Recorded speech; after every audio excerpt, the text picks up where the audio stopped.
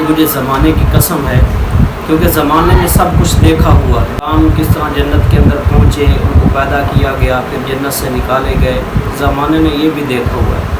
حضرت نوح علیہ السلام کی کشتی کیسے جودی پہاڑ پہ جا کے لگی، ایمان لے کے آنے والے بچ گئے اور ان کا انکار کرنے والے وہ پکڑ کے اندر آ گئے، زمانے نے یہ بھی دیکھا ہوا ہے۔ کیسے اس چھوٹے سے بچے کو حضرت یوسف علیہ السلام کو کنویں کے اندر ڈالا گیا، پھر وہاں سے نکلے، زلیخا کا الزام، پھر جیل کے اندر رہنا، 9 سال جیل کے اندر رہے، اور اس کے بعد حضرت یوسف علیہ السلام کو اللہ نے جو تخت دیا مصر کا، زمانے نے یہ بھی دیکھا ہوا ہے۔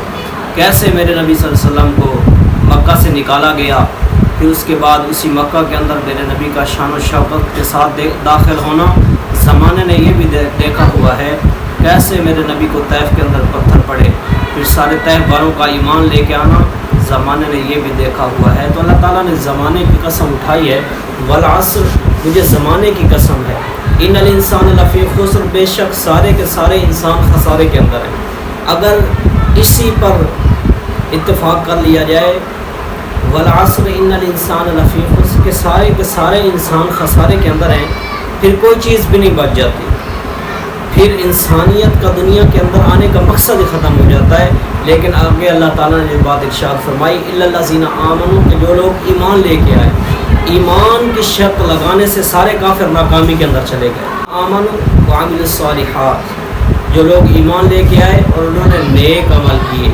ایمان، جس بندے کے دل کے اندر ایمان موجود ہے نا، اس کا چھوٹے سے چھوٹا عمل بھی اس کی نجات کا سبب بن سکتا ہے۔ امام غزالی رحمۃ اللہ علیہ جب ان کا وصال ہوا تو کسی کو خواب کے اندر ملے، پوچھا حضرت آپ کے ساتھ کیا بنی؟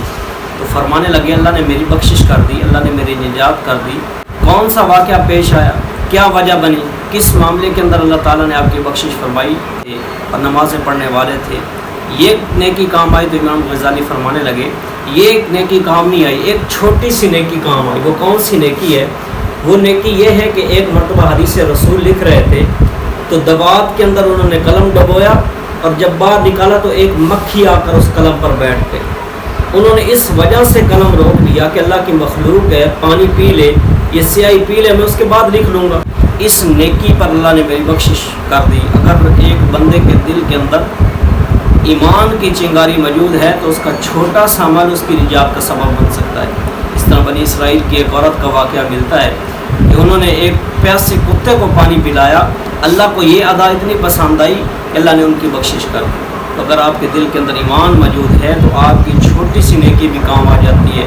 اس طرح راستے کے اندر جا رہے ایک پتھر اٹھا کے ایک طرف رکھ دیا، اللہ کو یہ ادا پسند آ گئی تو اللہ آپ کی بخشش کر دے۔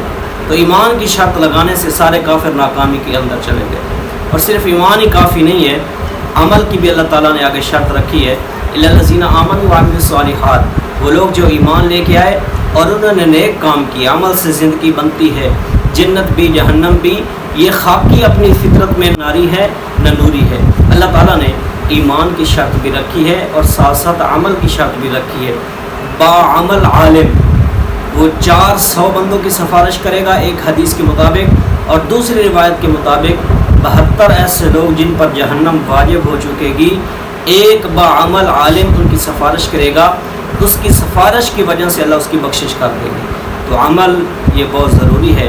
اور آگے اللہ تعالیٰ نے جو شرط رکھی ہے، وَتَوَاصَوْا بِالْحَقِّ وَتَوَاصَوْا بِالصَّبْرِ، جس نے حق کا ساتھ دیا، جس نے حق بات کہی۔ ایک بندہ بیادری کے اندر جس طرح رشتہ داری سامنے آ جاتی ہے، ایک بیچارہ غریب ہے، وہ حق پر ہے لیکن ہے غریب، آپ کے سامنے رشتہ داری ہے، آپ کے پاس سامنے پیسہ پڑا ہوا ہے، تو آپ کو جو ضمیر ہے آپ کو یہ اجازت نہیں دیتا کہ آپ رشتہ داری کا ساتھ دیں، اس غریب کے خلاف گواہی پر جائے حالانکہ وہ حق پر ہے۔ اور اسی طرح لوگوں کے سامنے حق بیان کرنا، چند ٹکوں کی خاطر غلط فتوے نہیں دینے، حق بات لوگوں کے سامنے رکھنی۔ جس طرح حضور کا فرمان ہے، آپ فرمایا کرتے تھے اگر حق بات بادشاہ کے سامنے بھی کرنی پڑے تو اس سے آپ نے گریز نہیں کرنا، حق بات جو ہے وہ بادشاہ کے سامنے بھی کرنی چاہیے۔ اور آگے اللہ تعالیٰ نے جو شرط رکھی ہے وَتَوَاصَوْا بِالصَّبْرِ، یہ میں مختصر طور پر آپ کو یہ سمجھا رہا ہوں۔ وَتَوَاصَوْا بِالصَّبْرِ، اللہ تعالیٰ نے جو صبر کی شرط رکھی ہے، صبر والوں کا اللہ تعالیٰ نے بڑا مقام رکھا ہے۔ اِنَّمَا يُوَفَّى الصَّابِرُونَ أَجْرَهُم بِغَيْرِ حساب، بے شک جو صبر والے ہیں اللہ تعالیٰ نے ان کے لیے بغیر حساب کتاب رکھا ہوا ہے، ان کے لیے تعداد نہیں ہے۔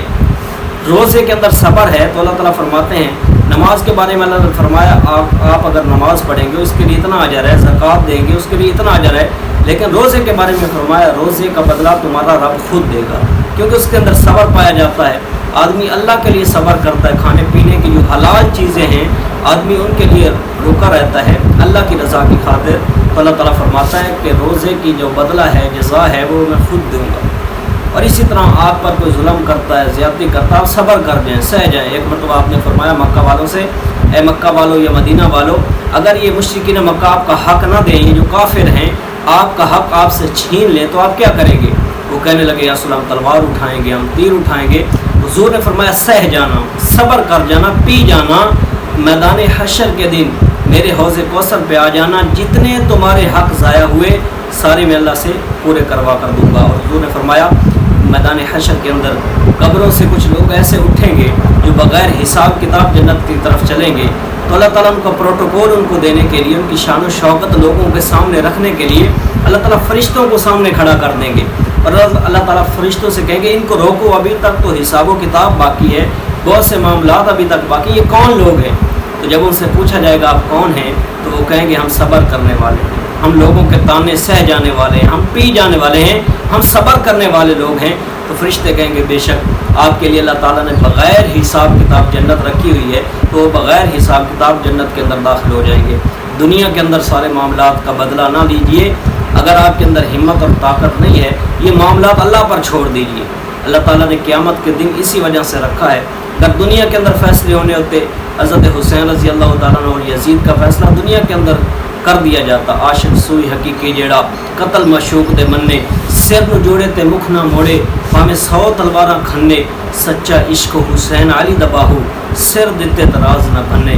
قیامت والے دن اللہ ان کا فیصلہ فرمائے گا، اور قیامت والے دن اللہ تعالیٰ اس طرح سورہ یاسین کے اندر اللہ تعالیٰ فرما رہے ہیں ممتاز الیوم ایھا المجرمون، بے شک قیامت والے دن مجرموں کو علیحدہ کر دیا جائے گا، شربت پینے والے، شراب پینے والے علیحدہ ہو جائیں گے، سچ بولنے والے اور جھوٹ بولنے والے علیحدہ ہو جائیں گے، سود کھانے والے اور حق کی کمائی کھانے والے علیحدہ کر دیے جائیں گے۔ اور اللہ تعالیٰ نے قیامت کے دن اسی وجہ سے رکھا ہوا ہے۔ اللہ تعالیٰ فرما رہے ہیں فَمَن يَعْمَلْ مِثْقَالَ ذَرَّةٍ خَيْرًا يَرَهُ، جس نے ایک ذرے کے برابر خیر کی ہوگی قیامت والے دن اس سے بدلہ دیا جائے گا۔ وَمَن يَعْمَلْ مِثْقَالَ ذَرَّةٍ شَرًّا يَرَهُ، اور جس نے ایک ذرے کے برابر برائی کی ہوگی قیامت کے دن اس کا بھی اسے بدلہ